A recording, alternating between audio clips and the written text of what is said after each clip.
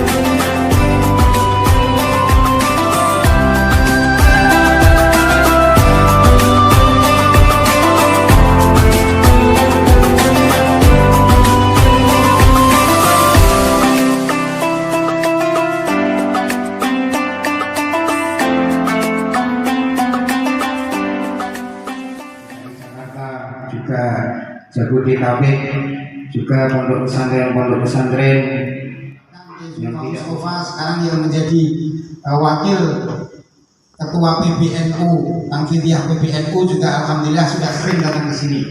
Makanya alhamdulillah bapak-bapak, para asatid, para tamu undangan semua, ini kita akan mengadakan baksul masyarakat yang kelima. Maka kami berharap datangnya bapak-bapak semua ini bisa memberikan keberkahan tersendiri kepada kami. Masih ada yang belum hadir? LBM PCNU Jakarta Barat belum ada. Kemudian yang kedua, mengeluarkan jawaban dengan takbirnya setelah diberi waktu oleh. Isu di sini adalah mengenai kata-kata adopsi. Adopsi itu kalau kita tinjau dari Kamus Besar Bahasa Indonesia, itu adalah mengangkat anak. Hukum adopsi boneka spiritual, adopsi menurut istilah mereka.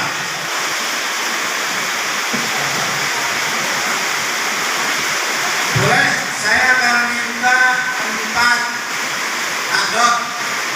Mbak Nur, terima. Kamu dulu Alu Salim. Jawab korban dulu. Bagaimana hukum adopsi? Boleh apa enggak? Hukumnya apa?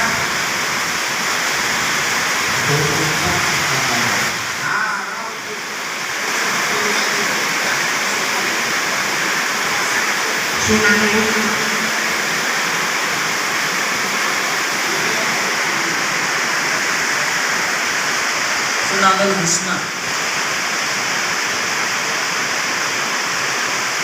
Sunanul Husna Ciputa.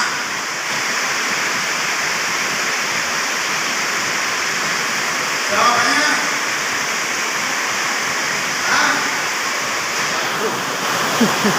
makruh.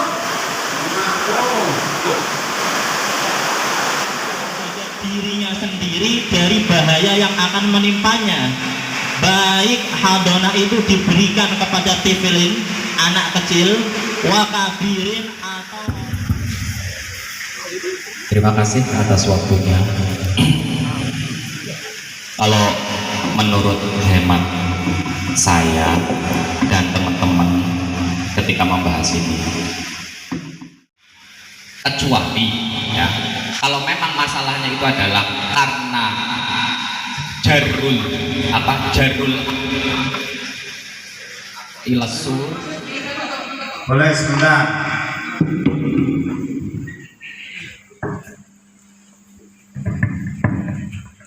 Ya, setelah kami menyimak,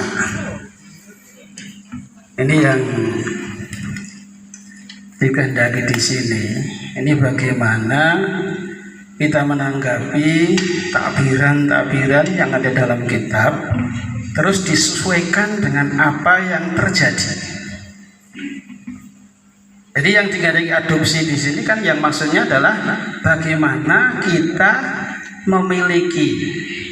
Nanti kalau jual belinya nanti. Tapi bagaimana kita memiliki golek tersebut. Jadi kita tinggalkan masalah bahasa adopsi atau bahasa apa ya, tabani atau khadonah. Ini kita tinggalkan dulu. Karena yang dikehendaki di sini adalah bagaimana kita memelihara boneka yang semacam itu. Nah, maka kita nanti akan temukan jalur dari memelihara boneka itu. Terus nanti tadi sudah banyak tabiran-tabiran yang ada. Itu kalau diginikan hukumnya seperti ini, kalau diginikan seperti ini, sehingga sampai puncaknya bisa sampai kufur. Nah ini kita mengarah ke sana aja jawabannya. Jadi nanti ini, jadi dua ini ditinggalkan dulu, ya, adopsi atau khadonah. Jadi kita mengapaskan. Jadi bagaimana bahasa dalam kitab disesuaikan dalam keadaan yang ada sekarang ini. Ini mungkin kita pembahasannya lebih runcing, lebih memperujut gitu. Kita diteruskan.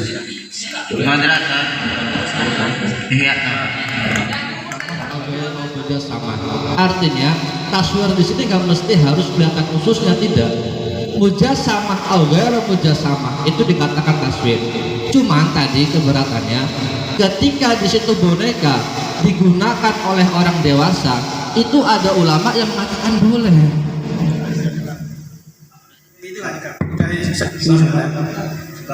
Di dalam hadis itu kan ada bab taswir itu, bab surah.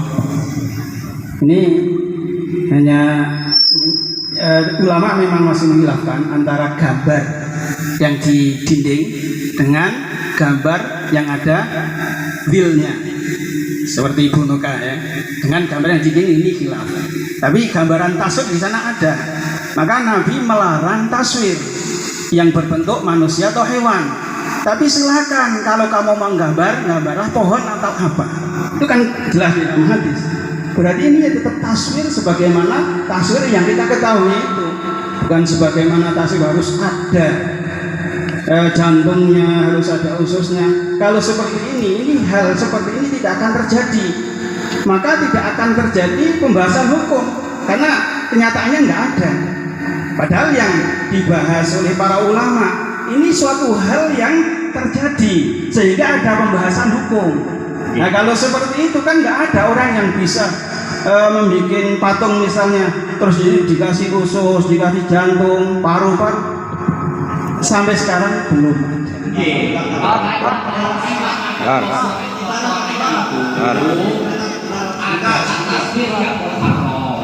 Kalau tidak memiliki unsur-unsur itu adalah taswir yang mubah.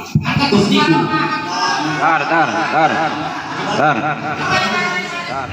Dan itu yang dikecualikan itu boneka yang tidak ada ususnya itu. Nah paham nggak itu? Kalau kita istilahnya membahas masalah yang ada ususnya itu tidak akan terjadi di dunia. Jadi artinya kita jangan melarikan yang menurut pemikiran kita, dan seluruh ibarat di dalam kitab-kitab kita yang namanya pokoknya bentuk koyo patung, ada bayangannya, ada apa, itu sudah termasuk yang surah yang muharramah. Kalau masalah foto oke lah, itu mungkin termasuk khilaf ulama ya. Tapi kalau masalah yang ada bayangannya itu sudah, dan sampai kalau membayangkan masalah ada usus itu terlalu jauh. Itu tidak ada itu. Lah kalau misalnya itu harus ada ususnya, kenapa di dalam hadis Nabi yang dibuat mainan Aisyah itu kemudian dikomentari ulama ini yang dikecualikan? Sementara nggak ada ususnya. Harusnya itu yang dibuat mainan Aisyah itu adalah boneka yang ada ususnya, ada anggota tubuhnya, dan itu yang dikecualikan. Nyatanya tidak seperti itu. Itu kan yang al-maurud ya. Ada nggak yang al-maurud fil hadis yang tidak sempurna jasadnya? Ini lah kami baca di barang kita lah. Satu sampel tentang makosidnya, tentang istisnanya. Ada nggak yang qat'ul udwi, ya kan? Maqtu'ul udwi dalam susul hadis. Itu orang kalau susul hadisnya nggak ada. Ya makanya. Terus dengarkan. Itu ulama menjelaskan. Itu bentuk mainan anak itu tuh disaroi oleh ulama-ulama. adalah ketika berbentuk sempurna tubuhnya yang kalau diberi bisa hidup, tapi tidak ada penjelasan masalah apa namanya ada roh, ada anu, itu apa namanya ada usut. Artinya sampean jangan terus menjadikan masalah yang luas ini menjadi terlalu sempit menurut pemahaman sampean itu jadi keliru. Justru enggak, saya justru meluaskan sesuatu yang dipandang dasar. Wah, sampean halal kabeh, sampean halal semua itu kan. Kita jadi kami Itu maka bisa diharapkan. Ibarat. Dan kira-kira ada nggak boneka atau patung yang ada organ tubuhnya? Sini.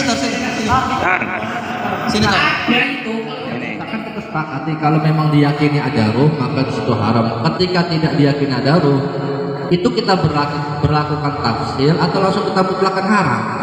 Jadi waqi'iyahnya itu mereka memperlakukan spiritual itu memang bukan untuk anak-anak. Makanya tadi kan kalau kita menjawab secara tafsir jadi banyak. Tapi kalau menjawab waqi'iyahnya jadi kita masalahnya jadi langsung ke masalahnya gitu. Jadi yang mengadopsi atau yang mengambil itu orang-orang yang sudah dewasa dan hanya dipajang diperlakukan seperti bayi, bukan untuk anak-anak. Dan tidak ada unsur laab, tidak ada. Bahkan itu kalau kita lihat di YouTube itu cara bopong itu kalau keliru itu marah yang punya itu. Cara menimang itu kalau keliru dia marah. Nah itu. Makanya dari situ berarti waqi'iyahnya yang terjadi diadopsi oleh artis-artis itu kita hukumi haram. Ini kembali kepada hukum asalnya. Boneka itu adalah seperti taswir ekau taswir dari haram gitu maksudnya.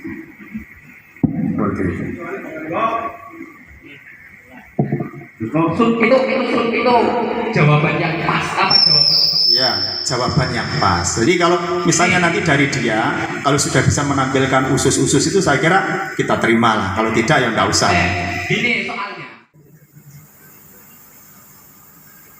Baik hadirin sekalian, dari musyawarah yang kita lakukan barusan bahwa hukum mengadopsi boneka spiritual itu dihukumi haram.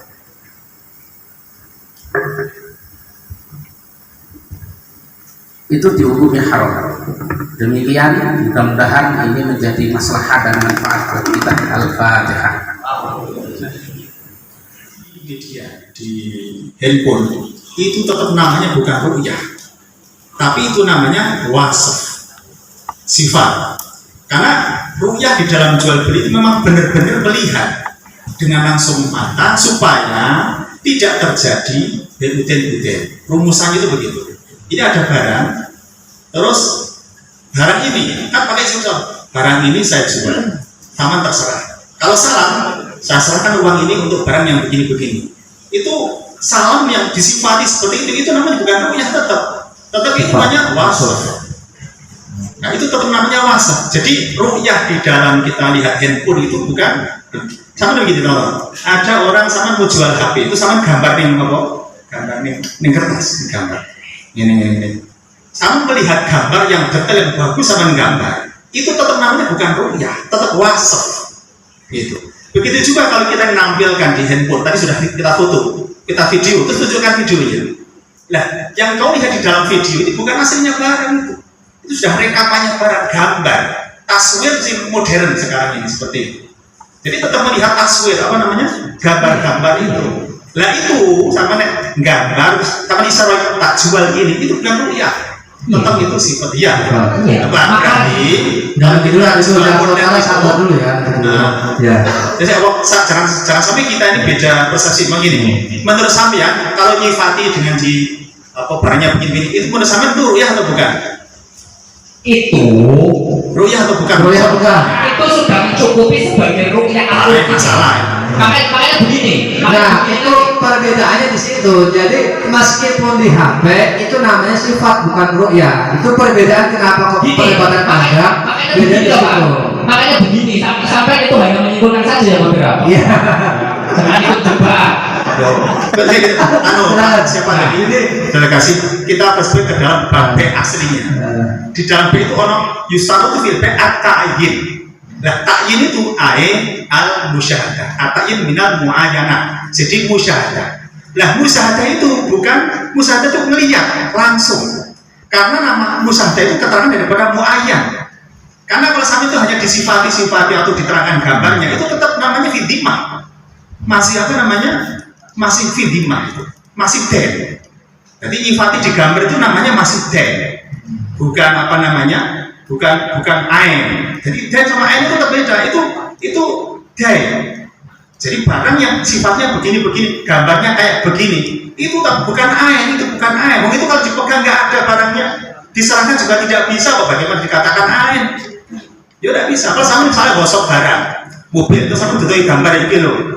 Kan burung sak sama untuk melunasi apa namanya domannya rodil ain. Kan rodil ain bukan apa namanya, bukan virtualnya, barangnya dikakai tenang. So gambar sing tutupi lunas. Jadi gimana? Kalau kesimpulan gimana? Kesimpulan jalan. Bagaimana hukum jual apa hukum jual beli COD? Berarti kesimpulannya? Saya dengan Pak Kiai Zainal itu sedikit kemiripan masalah antara agak apa namanya agak masuk ke fi'il ghaibnya.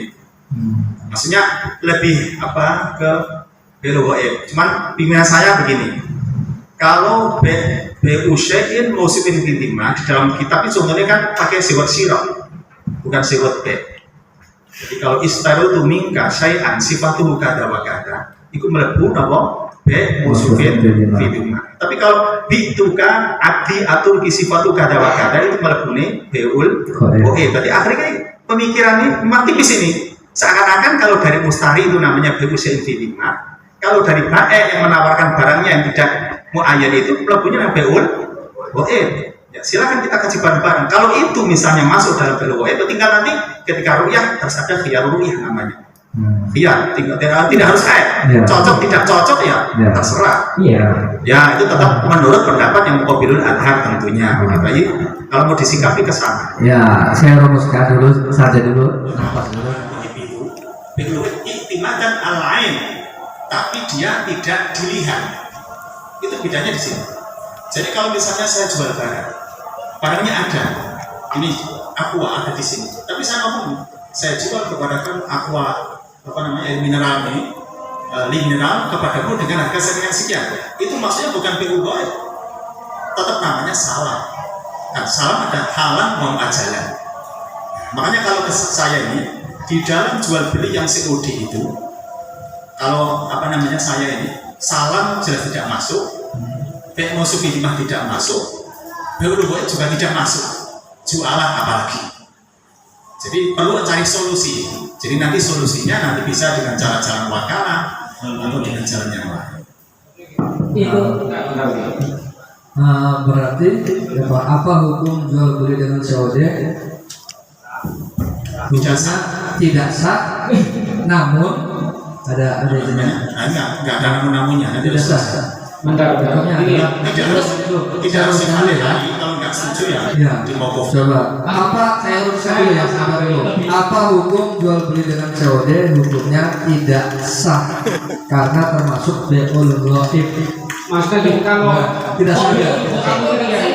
Kalau ragu jangan diputuskan. Kalau ragu jangan diputuskan. Ya maksudnya ini ditawarkan dulu, kalau banyak di situ masih sekarang kita mau kufran. Jadi saya simpulkan dulu, kalau masih ada keberatan, apa hukum jual beli dengan COD? Sementara dari propos itu tidak sah, silakan. Ya, silakan. Nanti dulu. Ya, mungkin ini untuk jawaban tidak atau tidak sah ini saya kira masih banyak perdebatan ya, dan ini tidak akan selesai meskipun sampai malam juga nggak akan selesai kalau seperti ini terus. Maka gimana kalau dilakukan saja ya, oke. Gimana tak terus? Monggo ya nanti bisa teruskan dulu.